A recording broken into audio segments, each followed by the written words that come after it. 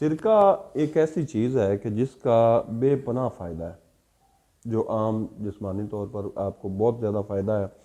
اس کو سنت نبوی بھی کہا جاتا ہے کہ یہ سنت ہے، یہ آپ سرکار صلی اللہ علیہ وسلم کی سنت مبارکہ بھی ہے کہ آپ اس کو گھر میں استعمال کرتے تھے۔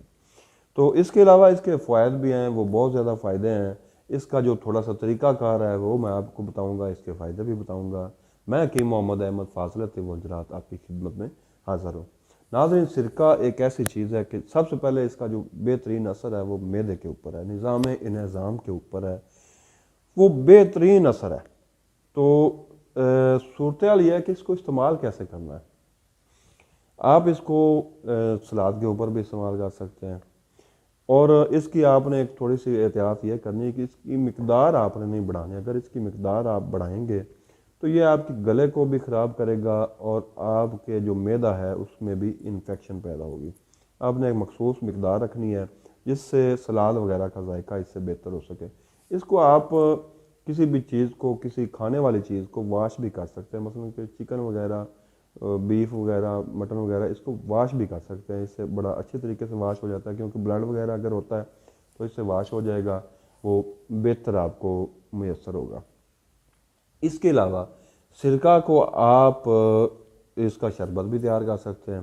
اس میں آپ نے تقریباً اگر آدھا کلو سرکہ ہے تو 1 کلو چینی ڈال کر اس کا شربت تیار کر لیں۔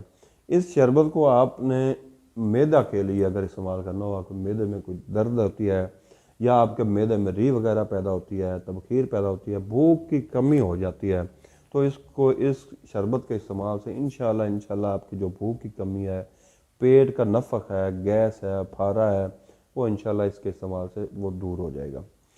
اس کے علاوہ اس کو آپ سالن وغیرہ میں بھی استعمال کر سکتے ہیں۔ اگر آپ کوئی بھی سالن وغیرہ کھا رہے ہیں تو اس میں آپ آدھا چمچ سرکہ ڈال کر استعمال کر لیں۔ انشاءاللہ وہ کھانا آپ کو جو ہضم ہے وہ اچھے طریقے سے ہو جائے گا، نظام جو آپ کا نظام ہے وہ بہتر سے بہتر ہو جائے گا۔ تو آپ تک کے لیے یہ سرکے کے متعلق معلومات تھی کہ سرکے کو آپ کیسے استعمال کر سکتے ہیں اور اس کے فائدے کیا ہیں۔ یہ معدے کے لیے انتہائی مجرب اور بہترین چیز ہوتی ہے، اس کو استعمال کیجیے گا اور دعاؤں میں یاد رکھیے گا۔